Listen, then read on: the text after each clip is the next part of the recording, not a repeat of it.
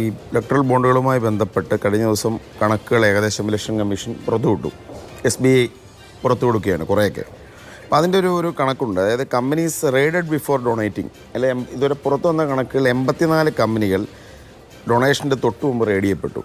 Companies getting favours right after donating, ഇത് കൊടുത്തതിന് ശേഷം ഉള്ള കോൺഗ്രസിൻ്റെ കണക്ക് പ്രകാരം 25 കമ്പനികൾക്ക് ഇത്തരത്തിൽ ഫേവർ ലഭിച്ചിട്ടുണ്ട്. 4 കമ്പനികൾ എന്ന് പറഞ്ഞാൽ companies giving bonds right after getting favours kick ബാക്സായി കൊടുത്തു. 43 ഷെൽ കമ്പനികളാണ്. ഇതാണ് ഞങ്ങൾ ഇതുമായി ബന്ധപ്പെട്ട് ഞങ്ങൾ തന്നെ പുറത്തുവിട്ടൊരു കണക്ക് വ്യക്തമാക്കുന്നത്. ഉദാഹരണത്തിന് IT ഡിപ്പാർട്ട്മെൻറ്റ് റെയ്ഡഡ് ഷിർദിസ ഇലക്ട്രിക്കൽസ് ഇൻ ഡിസംബർ 2023 40 കോടി രൂപയുടെ ഇലക്ട്രൽ ബോണ്ട് അപ്പോൾ തന്നെ അടുത്ത ദിവസം റിലീസ് ചെയ്തു. പിന്നെ ഫ്യൂച്ചർ ഗെയിനിങ് ഹോട്ടൽസിൻ്റെ അവരെ ഏപ്രിൽ 2, 2022 ED റെയ്ഡ് ചെയ്തു. 5 ദിവസം കഴിഞ്ഞപ്പോൾ they donated 100 crores electoral bonds. October 23 IT department raids Future the same month they donated 65 crores. ഇതാണ് ഇതിനകത്തൊരു പ്രധാനപ്പെട്ട കാര്യം. പിന്നെ മേഘായുടെ നിരവധിയുണ്ട്. 4500 കോടി രൂപയുടെ സോജില ടണൽ, നേരത്തെ അഭിലാഷ് ട്വിൻ ടണൽസിൻ്റെ കാര്യം പറഞ്ഞു. 4500 കോടി രൂപയുടെ ടോജിറ ടണൽ പ്രോജക്റ്റ് മേഘയ്ക്ക് കിട്ടിയതിൻ്റെ അടുത്ത് 2 മാസം കഴിഞ്ഞപ്പോൾ 20 കോടി ഡൊണേഷൻ വന്നു. BKC ബുള്ളറ്റ് ട്രെയിൻ വന്നു കഴിഞ്ഞപ്പോൾ 56 crore in the same month itself. അത് കഴിഞ്ഞിട്ട് പിന്നെ Radhikapur west private coal mine to Vedanta കഴിഞ്ഞപ്പോൾ 1 മാസം കഴിഞ്ഞപ്പോൾ 25 കോടി ഡൊണേഷൻ. അപ്പം നമ്മളിതിനകത്ത് ഉന്നയിച്ച ഒരു ഏറ്റവും സുപ്രധാനമായ കാര്യം, അതിൽ ഒരു പോയിന്റ് ഞാൻ പറയാൻ ആഗ്രഹിക്കുന്നു. ഇലക്ട്രൽ ബോണ്ട് എന്ന് പറയുന്ന സങ്കല്പത്തിന് കോൺഗ്രസ് എതിരല്ല, കോൺസെപ്റ്റിന്. കാരണം പരിഷ്കൃതമായ ജനാധിപത്യ രാജ്യങ്ങളിൽ രാഷ്ട്രീയ പ്രസ്ഥാനങ്ങൾ നിലനിൽക്കേണ്ടത് ജനാധിപത്യ നിലനിൽപ്പിന് ആവശ്യമാണ്. അപ്പോൾ പ്രവർത്തിക്കാൻ വേണ്ടിയുള്ള ഒരു കോർപ്പറേറ്റ് സോഷ്യൽ റെസ്പോൺസിബിലിറ്റിയുടെ ഭാഗമായിട്ടാണ് ഇലക്ട്രൽ ബോണ്ടുകളെ ആവിഷ്കരിക്കപ്പെട്ടുള്ളൂ. അപ്പോൾ അതുകൊണ്ട് ഞങ്ങൾ എതിരല്ല. അത് ട്രാൻസ്പെറൻ്റ് ആകണമെന്ന കൃത്യമായ അഭിപ്രായം ഞങ്ങൾക്കുണ്ട്. ട്രാൻസ്പെറൻ്റ് ആകണം, അത് വിവരങ്ങൾ പുറത്തുവിടുന്നത് ഞങ്ങൾ എതിരല്ല. കാരണം SBIക്ക് മാത്രമാണ് രാജ്യത്ത് ഇലക്ട്രൽ ബോണ്ട് റിലീസ് ചെയ്യാൻ അധികാരമുള്ളത്. അവരെ കണക്ക് പുറത്തുവിടുന്നത് ഞങ്ങൾ എതിരുമല്ല.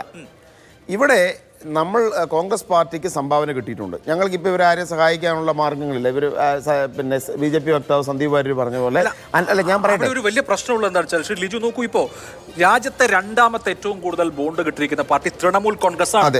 ആ തൃണമൂൽ കോൺഗ്രസിന് തന്നെ അവർക്ക് 2019 അധികാരം കിട്ടിയതിന് ശേഷമാണ് ഈ ബോണ്ടിന്റെ കാര്യത്തിലുള്ള വലിയ പെരുക്കമുണ്ടായിട്ടുള്ളത്. ഇപ്പോൾ സാന്റിയാഗോ മാർട്ടിന്റെ കാര്യം പറഞ്ഞു. സാന്റിയാഗോ മാർട്ടിന് 1340 509 കോടി കൊടുത്തിരിക്കുന്നത് DMK ആണ്. DMK അത് കൃത്യമായി കമ്മീഷനെ അറിയിച്ചതുകൊണ്ടാണ് നമുക്ക് ആ ഡേറ്റ അവൈലബിൾ ആയിട്ടുള്ളത്. ഞാൻ വിചാരിക്കുന്നത് പശ്ചിമ ബംഗാൾ അതായത് തൃണമൂൽ കോൺഗ്രസിനും വലിയൊരു തുക മാർട്ടിൻ കൊടുത്തിട്ടുണ്ടാകും. കാരണം അവരാണ് അവിടെ ഭരിക്കുന്നത്. ഇപ്പോൾ BRS കോൺഗ്രസിനൊക്കെ അപേക്ഷിച്ച് ഒരു ചെറിയ പാർട്ടിയാണ്. ഒറ്റ സംസ്ഥാനത്തുള്ള പാർട്ടിക്ക് മൊത്തം ഇലക്ട്രൽ ബോണ്ടായി 1000 കോടിക്ക് മുകളിൽ കിട്ടണമെങ്കിൽ കൃത്യമായും ഞാൻ പറയുന്നത് നോക്കൂ, കോൺട്രാക്റ്റുകൾ അവാർഡ് ചെയ്യാൻ, പദ്ധതികൾ അവാർഡ് ചെയ്യാൻ, അതുപോലെ നയങ്ങൾ രൂപീകരിക്കാൻ അധികാരമുള്ള സംസ്ഥാന സർക്കാരുകൾക്കും അതുപോലെ തന്നെ കേന്ദ്രം ഭരിക്കുന്ന പാർട്ടിക്കും എന്നുള്ള നിലയിൽ ഇത് കൃത്യമായും ഫിറ്റ് പ്രോക്കോയാണെന്ന് നമ്മുടെ മുമ്പിൽ പച്ചയായിട്ട് തെളിഞ്ഞു വരികയാണ്. ശ്രീ എം ലിജു, അധികാരം കൊണ്ടുള്ള സൗകര്യങ്ങൾ കിട്ടാൻ വേണ്ടിയിട്ടാണ് ഈ കോർപ്പറേറ്റ് കമ്പനികൾ പണം മുടക്കിയിട്ടുള്ളത്. അല്ല, എനിക്കതിനോട് യോജിപ്പാനുള്ളത്. എനിക്കതിന് വിയോജിപ്പൊന്നും തന്നെ ഇല്ല.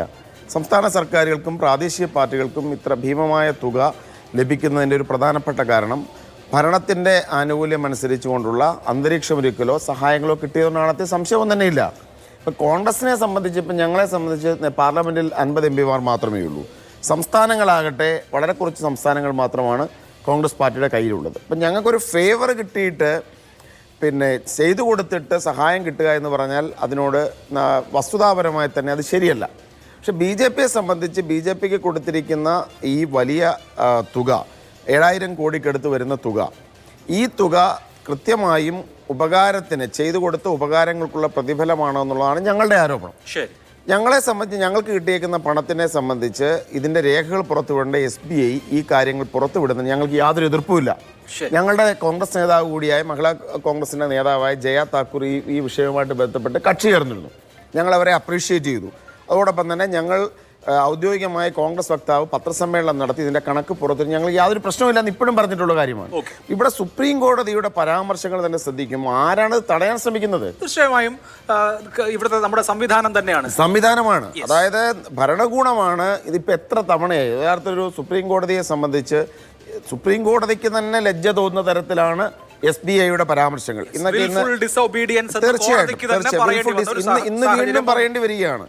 എത്ര ഒരു രാഷ്ട്രീയ പാർട്ടിക്ക് വേണ്ടി വാദിക്കുന്നത് പോലെയാണ് ഹരീഷ് സാൽവെയും അതോടൊപ്പം തന്നെ പിന്നെ സെൻട്രൽ ഗവൺമെൻറ് കൗൺസിലും ഒക്കെ തന്നെ വാദിച്ചുകൊണ്ടിരിക്കുന്നത്. അപ്പോൾ സ്വാഭാവികമായ ഒരു ഭരണകൂടം തന്നെ നാട്ടിലെ ഇലക്ട്രൽ റിഫോംസിൻ്റെ ട്രാൻസ്പെറൻസി തടയാൻ ശ്രമിക്കും എന്നുള്ള ഗുരുതരമായ പ്രശ്നം അത് അഴിമതിയുടെ പേരിലാണെന്നുള്ള ആരോപണം നിൽക്കുമ്പോൾ വളരെ പ്രസക്തമാണ്.